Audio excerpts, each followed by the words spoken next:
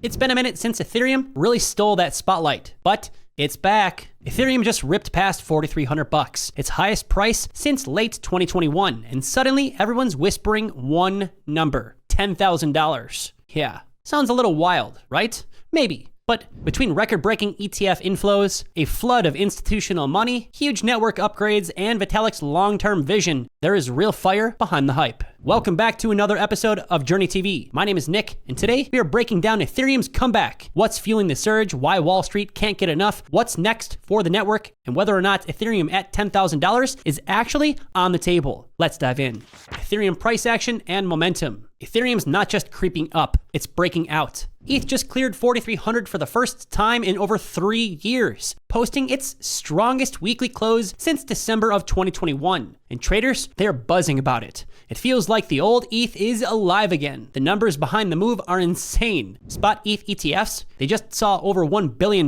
in net inflows in 2 days. On August 12th alone, $2.7 billion traded hands, a record for ETH ETFs. And this is not just retail. It's led by financial giants Fidelity and BlackRock. If you add in the macro tailwinds, the new US policy allowing retirement funds like 401ks to hold crypto, and CME ETH futures open interest exploding from $3 billion to over $5 billion in a month. And that message is clear. Institutions are loading up.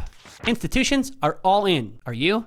Ethereum isn't just attracting attention, it's attracting conviction. BlackRock's iShares and Fidelity's ETH ETFs are pulling in billions, rivaling early Bitcoin ETF flows. And these aren't traders that are chasing pumps. This is pension funds, endowments, wealth managers, capital with long horizons. Here's why this matters. Institutions don't just buy ETH, they buy it and hold it. You add staking on top, and you've got supply tightening at the exact same time that demand is accelerating. And that is the recipe for runaway rallies. And the shift here is huge. Ethereum is becoming a default allocation in the same exact portfolios that once only touched Bitcoin. That's legitimacy on a whole new level. Big upgrades on deck. The rally here isn't just money flow, it's tech as well. Ethereum's got a packed roadmap, and the biggest buzz is Fusaka, a new execution environment that could replace the Ethereum virtual machine, known as the EVM. The goal here is make ETH faster, more modular, and a lot easier for devs without losing decentralization. Then there's dark sharding optimizations, supercharging data availability, slashing rollup costs, and keeping Ethereum competitive against faster L1s like Solana. On top of all that, better staking mechanics, validator security upgrades, and account abstraction to help make wallets easier for mainstream users. All of this, it adds up to one message. Ethereum isn't just keeping up, it is evolving for mass adoption.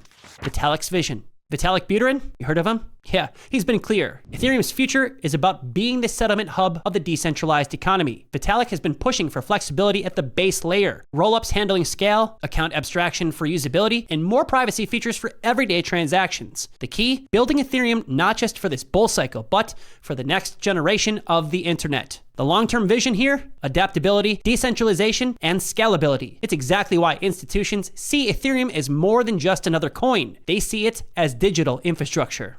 The $10,000 question. So, can Ethereum really hit $10,000? At first glance, it sounds like Moonboy talk, but the fundamentals here, they're lining up in a way that we have never seen before. Institutional demand, ETFs are hovering up billions, with buyers that don't exactly sell quickly. Shrinking supply, staking locks up ETH, tightening float as demand climbs. Network growth. Upgrades like Fusaka and sharding make ETH faster, cheaper, and a lot more usable by everyday users. Market psychology. Break the old all-time high, and the narrative flips from can ETH recover to how high can it go? A push here to $6,000 to $7,000 in a strong altcoin season, it could ignite serious FOMO. And in that environment, $10,000 for ETH, it stops sounding crazy and starts sounding a lot more possible.